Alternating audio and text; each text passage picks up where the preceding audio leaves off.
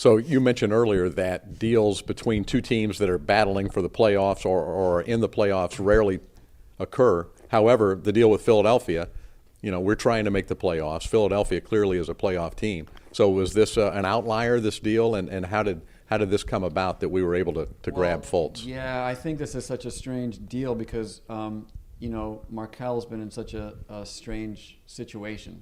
But I don't think any of us could really ever recall one like this. I know I can't. So obviously, they're in completely win now mode. They just traded for, a player who's, going to be an unrestricted free agent, and now they have two key guys on their teams, on their team that will become so. And so their chips are all pushed to the middle of the table. And, for us, I would say that we are trying to make the playoffs right now, and we're it's something that I know our coaches are really focused on, and our players, and I think you can see it in our approach the last few weeks.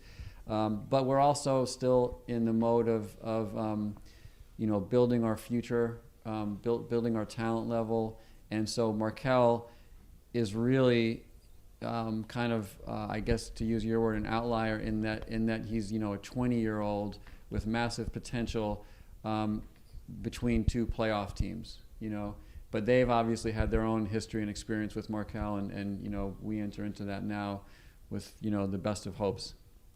And what is I'm sure you saw the outpouring of support for Markelle here or there in Central Florida, but what kind of kid is he? We hear great things about the kind of person that he is, and how much interaction have you had with him, and what can you tell us about him? Well, you guys know that it's never perfect in this league. You strive to bring in good players and good people, and there are always kind of like shades of gray, and you have to understand the compromises and all the implications. But I can tell you that every bit of intel that we have on Markelle, and I'm talking about going back to the draft, and certainly more recently, have informed us that not only is this a guy that consensus top 3 pick, most people I think had him number 1, but the character to match, and worker, competitor, teammate, humble. Just kind of a rare guy. And I think that, you guys are around our team a lot, and that we have a few of those, guys on our roster already. And I think, as we kind of say in the room, I think he's one of us, and that's what we're hoping for. And that's what kind of was one of the things that excited us about getting involved with him. So what went wrong for him in Philadelphia, Jeff, in your opinion? Well, obviously, that's the $64,000 question, and we'll have to experience that ourselves. We'll have to get our arms around it, hear where he thinks things went wrong, what went right, and I know that he's been rehabilitating in Los Angeles, and he feels he's kind of towards the end of that progression right now, and obviously. Look, when he played, obviously he had issues with his shot, and his he was diagnosed with thoracic outlet syndrome, but it didn't affect the rest of his game. It didn't affect the way he moves or his athleticism or his just natural ability, his vision and skill level and size and all that. So, we're hoping that if a solution can be found, and I think he sounds like he feels like it's already been found, and he's on the road to recovery right now, that he can recover his form and be his old self. Jeff, as a player, I know there's truth in the statement that sometimes a change of scenery can do you a lot of good. The comp that's out there right now is D'Angelo Russell's situation. A lot of people are saying the change of scenery helped him.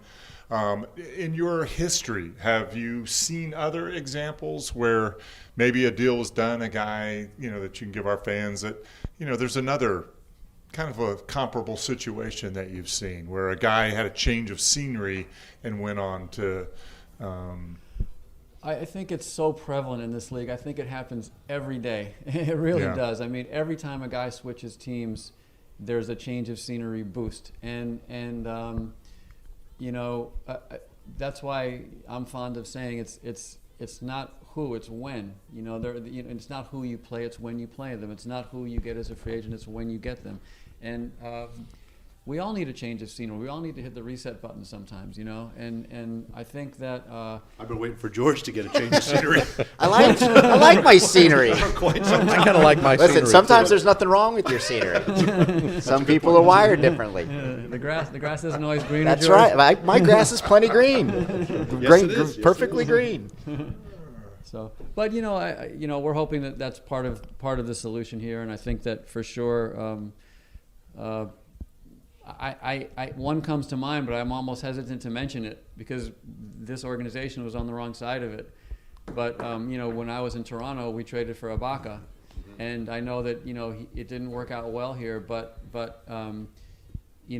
he played well for us there, and I really do believe that that's not to knock anything because it's not the outgoing, it's the ingoing, So Terrence has been terrific here. They made a great deal on their end of the trade. So it's just giving guys, putting them in a new situation, and obviously, we've got our work to do, and we're really looking forward to getting our arms around Markelle. How long, how long do you keep an eye on, say Markelle, when the draft is over and you don't select him and he's not on your team? Is there somebody on your staff that has a certain responsibility as far as looking at other players and keeping an eye on what's going on? And then when it comes time for the trading deadline, you have a better idea of, okay, we're going to go at target player A, player B, player C. How does that work for somebody that doesn't know? Yeah, most teams have a director of pro personnel as one of their positions, and we're no different. So basically, if you were to divide players into two buckets, pre-draft and post-draft, the director of pro personnel would be responsible for evaluating all the post-draft players. That might be in Europe, it might be the G League.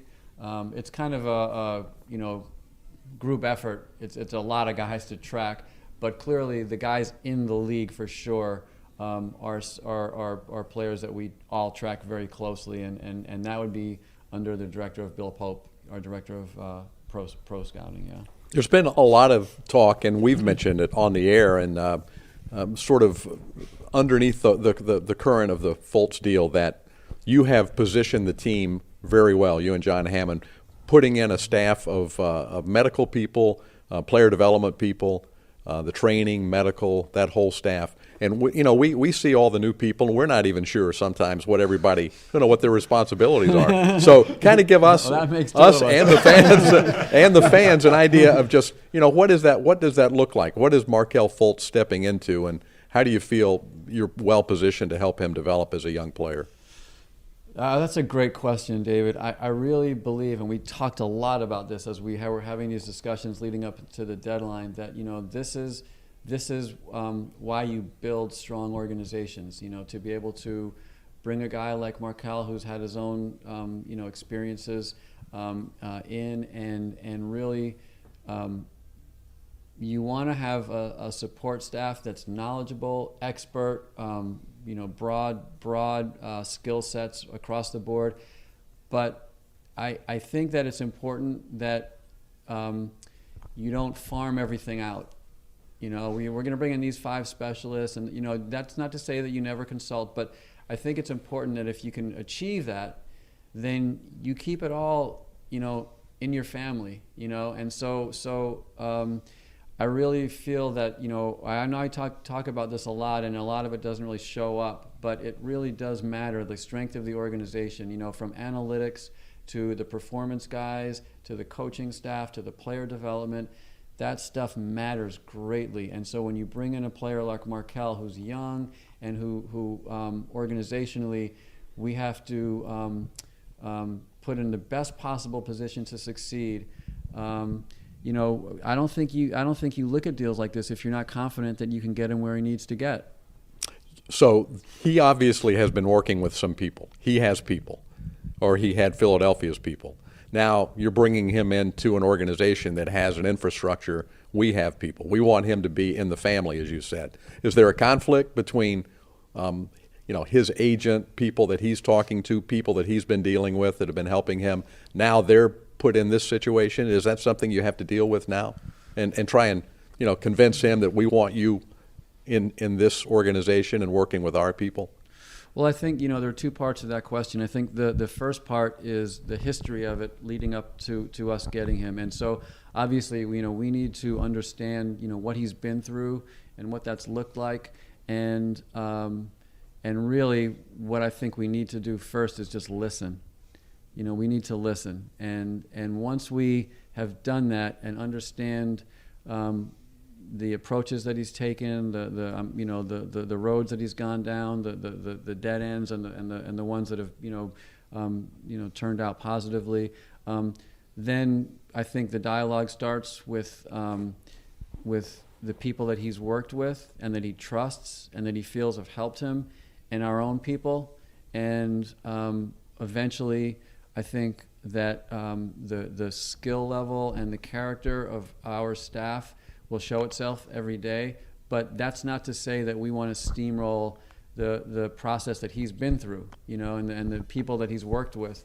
So I think a lot of it is listening and partnering and knowing, where we can kind of pick up what the good work that he's done and grow it from there. Is there any way? There can't be any way to know a timetable, right? I mean, you got to have these conversations. These have not all unfolded yet, right? And you kind of got to leave it open, and after those, you can kind of make a timeline for when you might get to see him out there. Yeah, 100%. I mean, we're I think completely open to whatever comes, because we believe in the player and we believe in the person. And, I know it's the old mantra, we're not going to do it fast, we're going to do it right. But I mean, Mo Bamba 20, Markelle Fultz 20, Jonathan Isaac 21, AG 23. I mean, the most important thing is to build a foundation of the way that we work properly. And so, we have to understand what he's been through. As I said, listen and hear him. And then, look, I just have the utmost faith in David Tenney and his whole group to digest the information, work with the people who have provided it, and form their own path forward, as I do with our coaching staff. So, again, that's why we go out of our way to take a year and a half to try to put this group together. And so wherever that goes, it's going to go. Obviously, it would be great if it turned out to be sooner, but if it's not, we'll walk down the path and have confidence that we have the best people attacking it. Well, we got to get you out of here. We want to be mindful of your time.